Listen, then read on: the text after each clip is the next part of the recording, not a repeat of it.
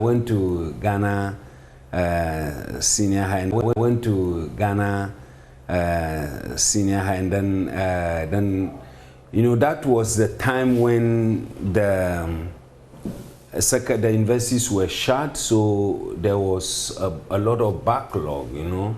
So we used to do 2 years national service just to give way for the yeah. So we used to do 2 years national. So after sixth form, you don't go straight.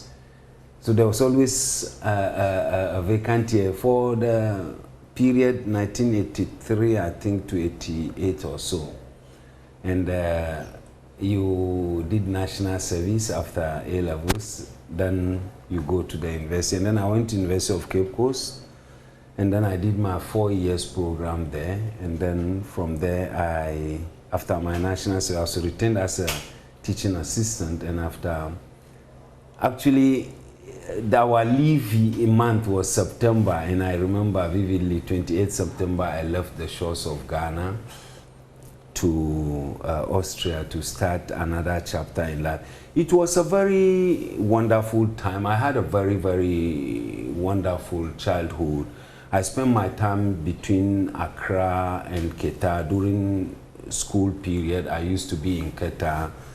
And holidays, I used to come to Accra. I'm a Tudu boy. I grew up in Tudu. Oh, really? Yes, I am a Tudu boy. There, you don't see many of the Tudu boys around or Tudu girls around growing into men and women, but I'm a very proud and living example of what Tudu can do and Tudu can produce. In fact, of course, what Keta and what Zongo boy. I'm a Zongo boy. What the Zongo boys can do. And Zongo women as well. I had a very, very brilliant childhood. I was loved. I had more friends who were older than me than friends in my group. My father was well-to-do. I was the last born of my mom. And both daddy and mommy, you know, just pampered me. And my wife often says that my mother left her a very, very huge job to do. Sometimes I pretend I don't even hear that. You read that? Because last boys are always accused of being swollen head. Yeah, whatever. Always wanting the absolute attention and the rest. And I also learned a few things in life. But there was always one thing that I saw and I realized as a young man. I knew that I always wanted to be in the academy. I always wanted to challenge and ask and question the status quo. Why some people had more, some people hadn't. I was getting pocket money that some for a day, which some got never maybe had. Yeah, never had. Why were you working barefooted to school? That is it. That's why they keep telling me that I'm always saying that. But that was the niche at the time, not your time. Or during our time, it was normal to go barefoot I actually went to school barefooted myself. So yeah, so it was something that. But also, I recall even one day I went to school with Sanders. We used to call it Kaya Bali. It was a rubber one, and it was like I was mocked. Actually, they made fun of me. I was ridiculed, you know. So yeah, but I mean, it was something that people did. It was something that people did, and so it was a normal convention. It's something, yeah. So and I had the privilege of knowing different situations. I am a Hausa, a Muslim, having grown up in Keta, predominantly Vodou and Christian religious communities. I'm a Muslim. I got to understand religious tolerance and coexistence among and between different cultures and people. And I was also privileged to learn traditions, drumming, and other cultural artifacts. And of course, being also a kind of a polyglot, you know, speaking ever Hausa. Then my tree is bad. My guy is a bit better than the tree, but to the boy and your tree is bad. Yes.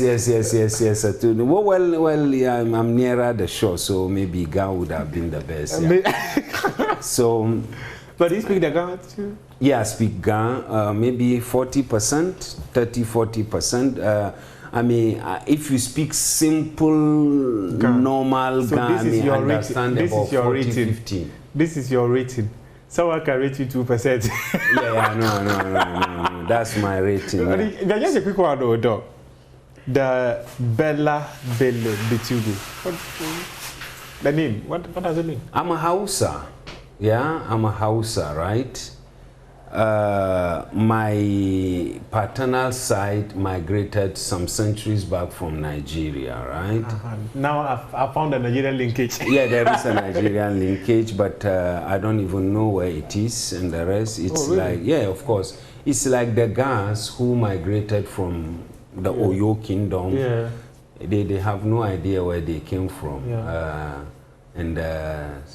Some even say some account groups came from even some parts of Asia. Yeah. And the rest, we all migrated. I think in Ghana, it's only the Guan, debatably, who originated from the present-day Ghana, debatably, right? Yeah. So, so there were migrations. So my grandfather was one of them, and he came as a missionary to a town called Bitugu. It is still there in Ivory Coast, present-day Ivory Coast, Bitugu. Oh, okay. So he studied there, and he finished his studies and then decided to go on to his missionary. So he decided to come to Ghana, or the then Gold Coast, or the then... Yeah, Gold Coast. Yeah, I think it wasn't even Gold Coast when he came. It was before Gold Coast or something like that. Anyway, so what happened was, after finishing, the southern belt was actually blocked. Okay. With the Ashanti War and so on and so forth. So he was in the north in Salaga and Bitugu. Salaga. Yes, Salaga here. So there is a place there, a hamlet. It used to be a town, then turned to a village, and now it's a hamlet called Bitugu. Sorry, called Bitugu. But the man came from Bitugu, but the people could not pronounce Bitugu. So they pronounced it Bitugu. So they used to say the Malam from Bitugu. The Malam from Bitugu. So the Bitugu got stuck. So that is where my surname came from, the father of my father. But he was Mr. Ibrahim, Mala Ibrahim. Okay. Bella, I'm a Hausa man, a Hausa Fulani. Bella simply means Koku, Kweku. Wednesday born boy, Bala Rabi. Yeah, the writing was a bit gotten wrong. Those days, I don't know, maybe not your time. Those days, in the village or in the area, they just see an older person, an adult, and they say, "Jale, take him or her to school." The guy took me to school, and at that time there was a singer in Togo called Bello. She used to spell her names with one L, though. Bello. Now, my father's name was Bello, a Hausa Fulani name, meaning it has been fulfilled. I'm satisfied. Okay.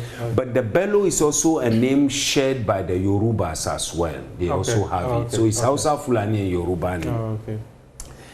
So the guy took me to school and then said, Bello, that's my name. Of course, my name was Bella, my father's name Bello.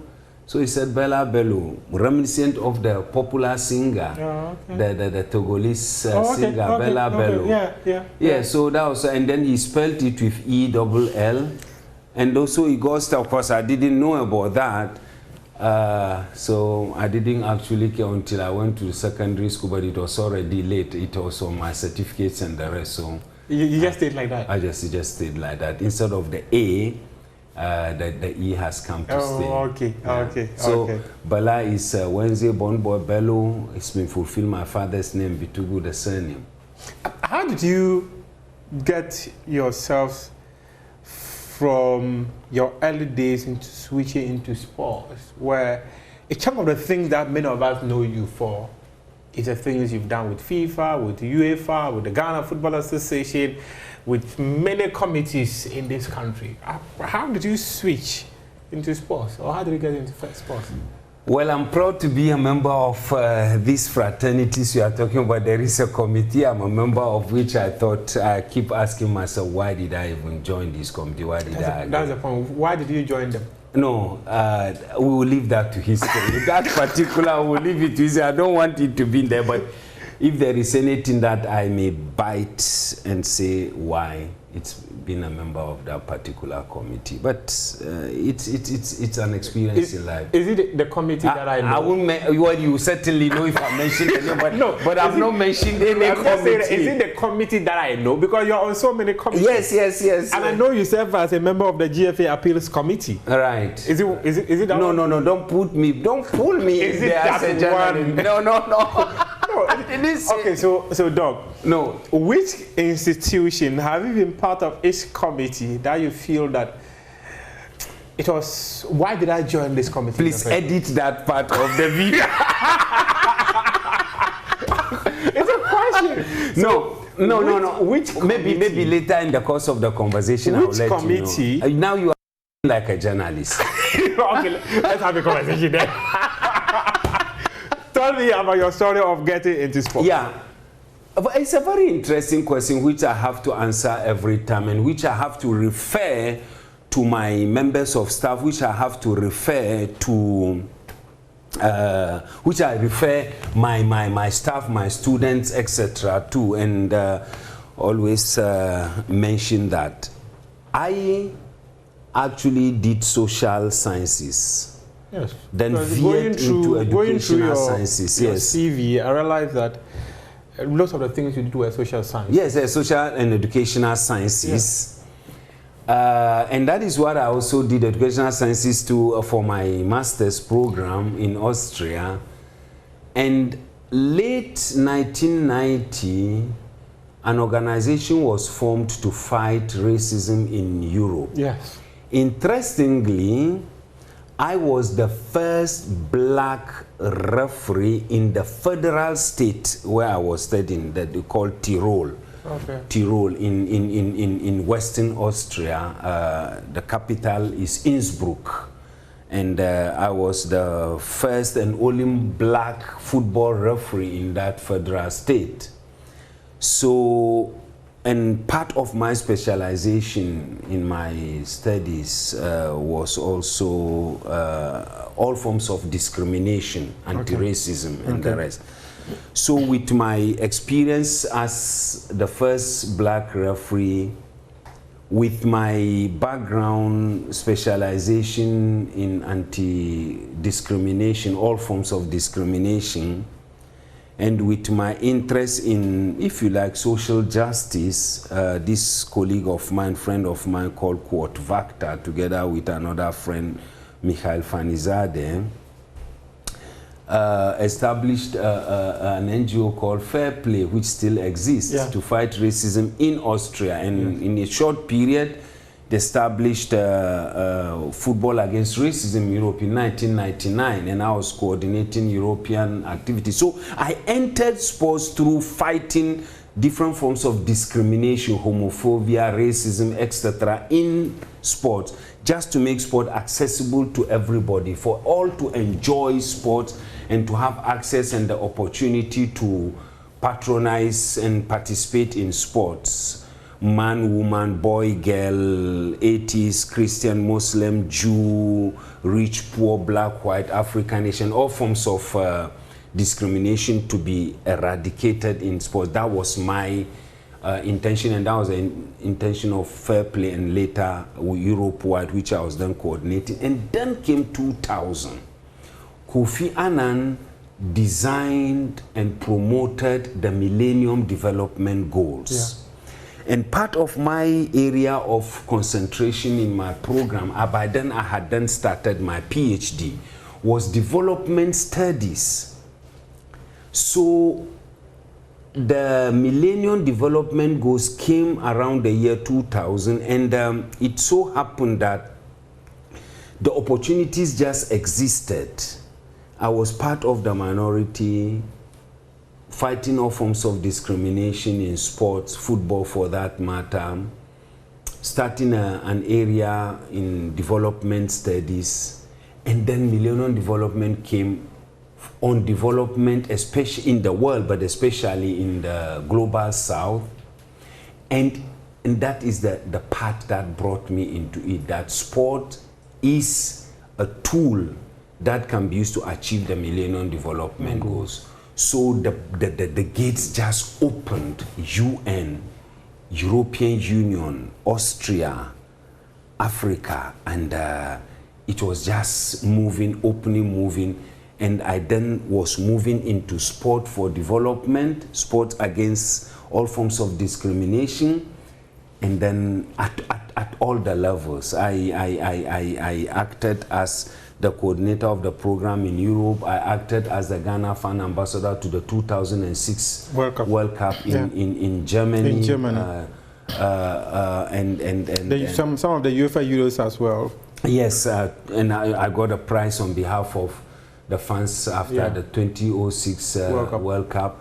Then 2008, I was a fan coordinator for when Austria and Switzerland hosted the Europe UEFA Championship. I was in charge of Innsbruck in Austria, and then 2010 World Cup. 2008 also the Cannes.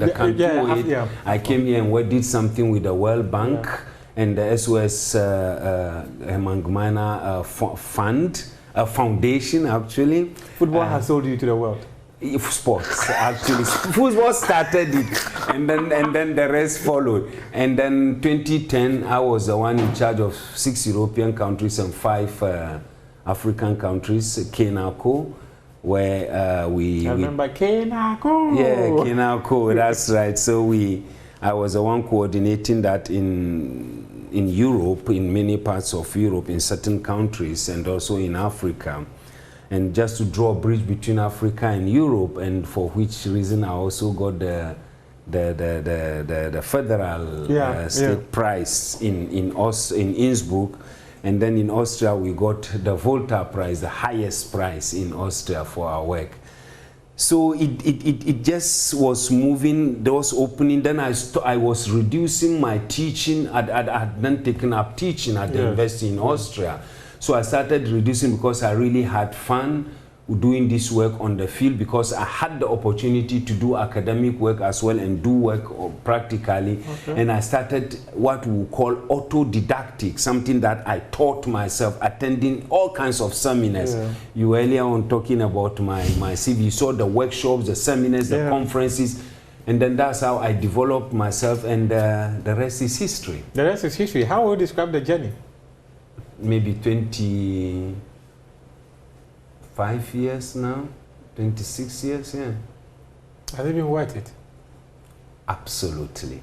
Absolutely. And then I came back to Ghana, and being where I am now 10 years plus, and I realized what could be done. I keep telling people that at the moment where I sit, I think I've only been able to give out maybe 40–50% of what I can give back to Ghana. There is a lot that I've not been able to give out, maybe because of the system, the structure, the processes, and maybe because of us too, Ghanaians, because of us human beings, and because of some structural issues. But how do we get you to give even just 80% of what you have? 80. How do we get you to give 80%? Well, I think first of all, it's the structure. The structure. We should move away from just doing the same thing. We should be open to new things. We should be open to saying, look, there is a time for investment, there is a time for reaping. We should also be ready to suspend instant gratification. We should go into silent and patient investment into structures, processes, ideas, strategies. We should work with concepts, we should work with ideas, not this is how it is done and we do it this way. Yeah, we do the same thing every time. Anything you do for 3 years or so, that's if you continue doing the same thing for 3 years, then I'm sorry, something is not very appropriate over there. You need to move. That is another thing. One other aspect is sometimes we confuse physical education and sports. And we need to get that dichotomy. Another thing is too that sports is being run, or everybody thinks he or she can run sports. Once I have a general knowledge, I can apply it anywhere in sports, which is wrong. And that is one of the reasons why we are having difficulties and are not able to take up things that we can take up, or not making progress to the extent that we could make. Because, you know, a technocrat trained in anything thinks I can be put in sports and I can run it. No. In as much as I believe that sports is an area where you hardly find a parent body. So there is really no, I mean, 85 to 95% of the things you do in sports do not have their parents' body in sports. They have their parent bodies elsewhere. If you want to become a sports lawyer, you need to do sports, you need to do law first. If you want to be a sports sociologist, if you want to be a sports psychologist, if you want to be whatever, you need to read the psychology, the sociology, the law, the finance, the banking, the medicine, before you specialize in sports in that area. That we agree, that I agree, that happens. But you need to have that basis and also have a transition into sports and understand the ecosystem of sport. You don't just have that knowledge and think that is all. You can do it because you have that knowledge. And I think that is one of our problems, that we should understand that sports has its expertise, has its arena, even if it does not have its parent body in there. Coming into it, you need to also study the ecosystem before you can apply and transfer that parent body in there. So my educational sciences, my sociology background have helped me to look at sports from various angles and different perspectives. So another thing that we think we can do to get 80 or 90% of maybe Bella is, or many others, is also our mindset. Our mindset, you know, that this is this is the way we do things. This is the way we do things. This is how it is. Don't bring those two no things. As you know, those are the things. So if we can reduce these things and we can see sports as a business, we can see sports as an investment, we can see sports as something outside the classroom, we can see sports as not only within the domain of the government, not only a national government, not only a central administration thing, that we can see sports not only in competition, but sports that is competition as well as recreational and can be used as a tool to instrumentalize the qualities of the institution called sports.